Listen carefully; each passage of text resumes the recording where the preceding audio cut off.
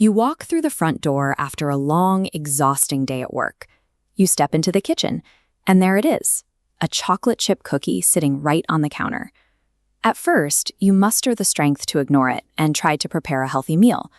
But as you wait for the stove to heat up, the proximity wears you down.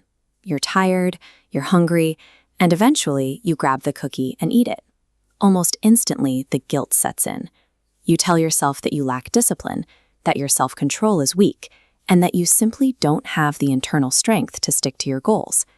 However, behavioral scientists who study individuals with high levels of self-control discovered something unexpected when they looked at how these people actually function. The data shows that highly disciplined individuals are not using superior biology to resist temptation. In fact, they aren't expending much effort to resist their urges at all. If willpower isn't the primary factor for success, it suggests we have been trying to solve the problem of behavior with the wrong tool. To understand how human behavior actually works, we should look at it like physical matter. Just like water flowing down a mountain, our brains instinctively seek the path of least resistance. Imagine you are thirsty and crave a cold soda, but the fridge is empty. You have two options: pour a glass of water from the tap right next to you, or walk 2 miles to the nearest store to buy that soda. Most people will choose the water. They do this because it is the most accessible option available. The closer choice wins. This illustrates a principle called environmental friction. The physical distance and effort required to reach an object dictates the choices you make. Willpower is an inexhaustible mental resource. Every daily decision chips away at it, leaving your reserves depleted by the time you get home. Your physical surroundings operate on a different set of rules.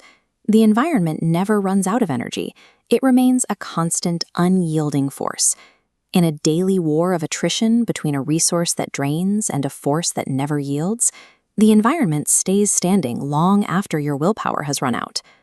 This is the strategy the highly successful use. They act as architects of their environment, rather than warriors locked in a battle against their urges. They spend their time optimizing their immediate physical spaces to ensure they are rarely exposed to tempting situations in the first place. When they want to adopt a new habit, they build a space where executing that healthy choice requires absolutely zero friction. They apply inverse logic to bad habits by constructing physical barriers, like keeping electronics elsewhere, so acting on negative urges requires a significant amount of effort. This brand of discipline emerges as the byproduct of a physical space designed to protect you from your own impulses. You can apply this behavioral physics to a goal like reading more books while cutting down on your television time. In a low-friction setup, place a book directly on the couch. It's immediately visible when you enter. Then, introduce high friction for the bad habit. Hide the TV remote in a drawer on the opposite side of the house. When you sit down exhausted after work, picking up the book has become the easiest action to take. Watching television now requires an extra physical trek that your tired brain wants to avoid.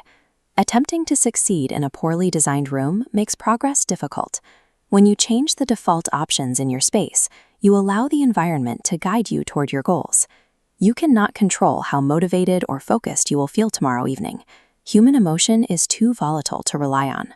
But you do have control over the physical layout of your immediate surroundings today.